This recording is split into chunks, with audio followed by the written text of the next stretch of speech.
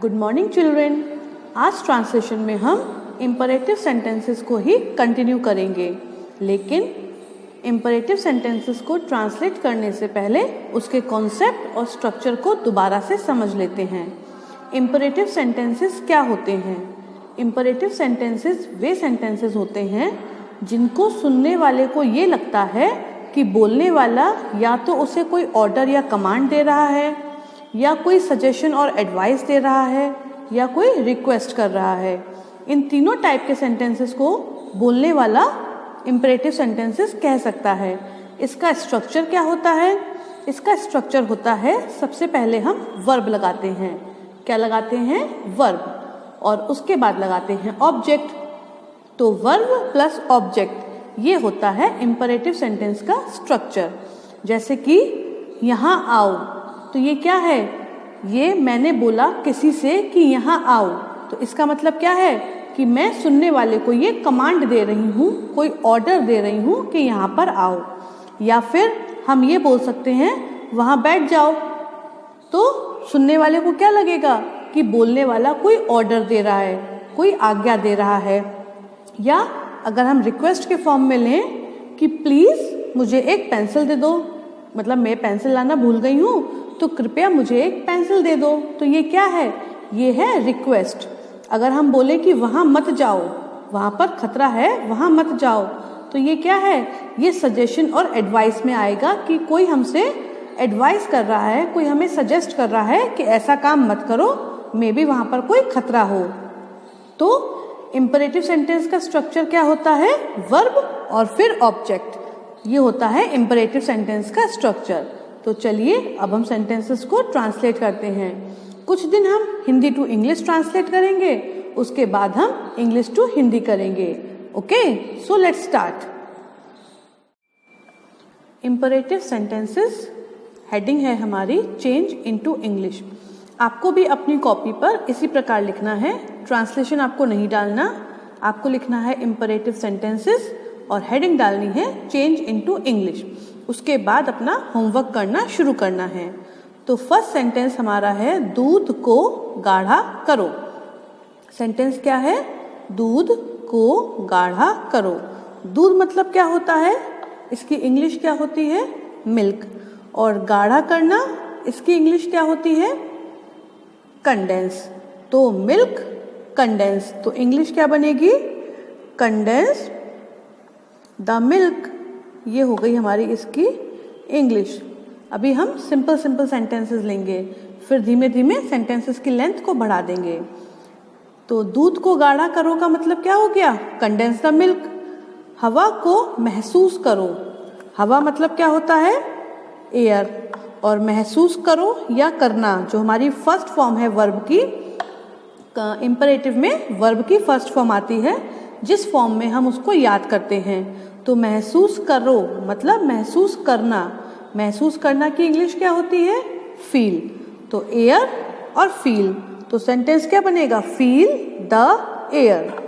Sentence क्या बनेगा? Feel the air. है ना छोटा सा सेंटेंस। आगे चलते हैं। नेक्स्ट सेंटेंस है फलों को काटो। मतलब जब घर में फल आते हैं तो हम उनको काट कर खाते हैं ना, पहले धोते हैं फिर काट कर खाते हैं। तो फलों को काटो। फलों मतलब फ्रूट्स, और काटो मतलब काटना। तो काटने की फर्स्ट वर्ब वो इंग्लिश में क्या होती है? काटना, कट। तो फ्रूट्स और कट, तो सेंटेंस क्या होगा? Cut the fruits. यहाँ पर प्लूरल है तो यहाँ पर भी हमने प्लूरल बना दिया, कट द फ्रूट्स। बोझे को ढो। धो नहीं है, धोना नहीं है, वॉश नहीं है, ढो ढा ढक्कन वाला। बोझे मतलब लोड। बोझा मतलब क्या होता है? लोड होता है, वजन होता है जिसको हम कैरी करते हैं। और ढोना मतलब होता है कैरी, मैंने अभी बोल ही दिया। तो बोझे को ढो, कैरी द लोड। क्या होगी इसकी इंग्लिश? Carry the load. बोझा मतलब होता है वजन, जो हम अपनी पीठ पर या कहीं पर भी लादते हैं। जैसे गधा होता है वो वजन को लादता है ना, तो carry the load. Next is इमारत का निर्माण करो। इमारत का निर्माण करो। का की इंग्लिश जनरली हम नहीं निकालते, या फिर हम को की भी इंग्लिश इसमें नहीं निकालते। इमारत का निर्माण करो, तो इमारत मतलब हो गई बिल्डिंग, और निर्माण करो या निर्माण करना हो गया बिल्ड। तो इमारत बिल्डिंग, निर्माण करना बिल्ड, तो क्या बनेगी? Build the building. Okay, build the building, इमारत का निर्माण करो। नेक्स्ट सेंटेंसेस देखते हैं। अपनी गलती को सही करो। क्या है सेंटेंस? अपनी गलती को सही करो। इसमें आपको वर्ब कौन सी लग रही है बताइए? अपनी गलती को सही करो, वर्ब है इसमें सही करो, जिसका सही जो फॉर्म है वो है सही करना। सही करना की इंग्लिश क्या होती है? करेक्ट। और गलती की इंग्लिश क्या होती है?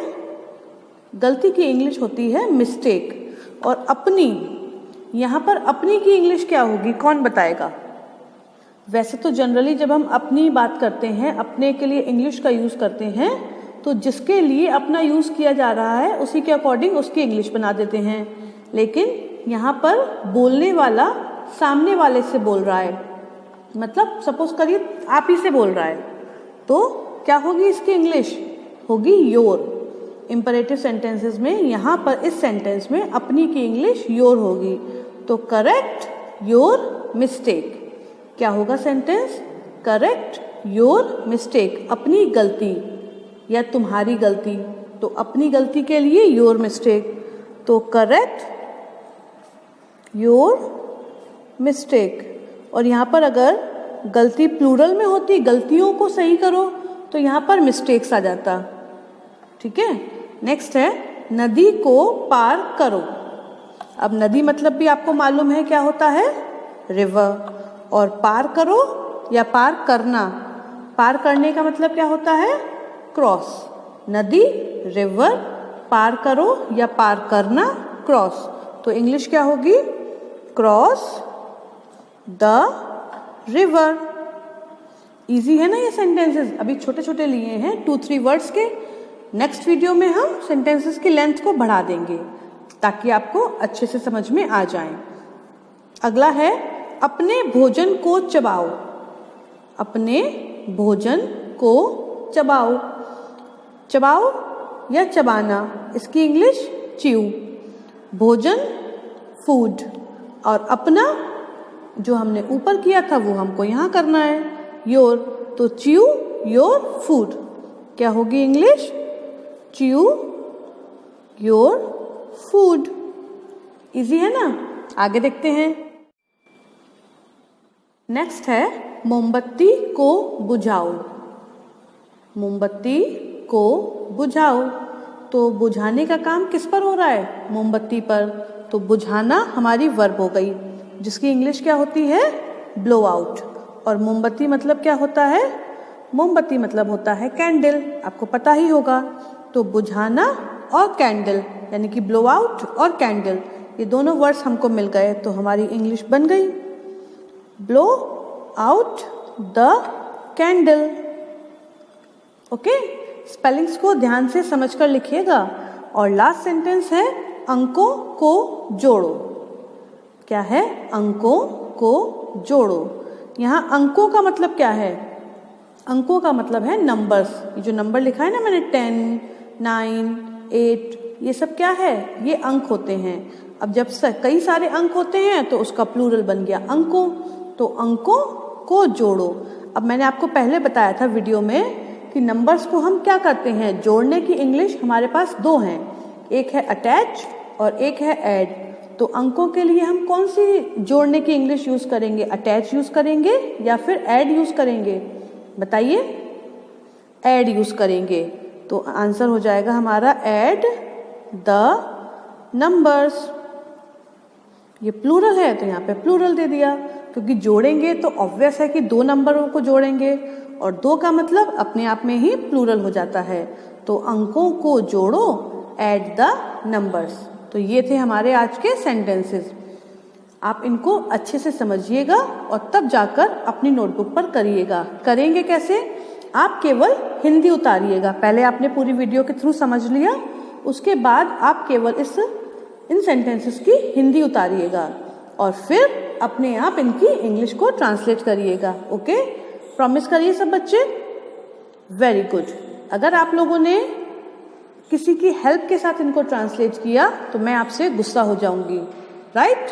तो आपको क्या करना है, पहले इन सब की हिंदी उतारनी है और इंग्लिश अपने आप ट्रांसलेट करनी है, किसी की हेल्प नहीं लेनी, क्योंकि ये सेंटेंसेस इजी वाले हैं। ठीक है, सो गुड बाय।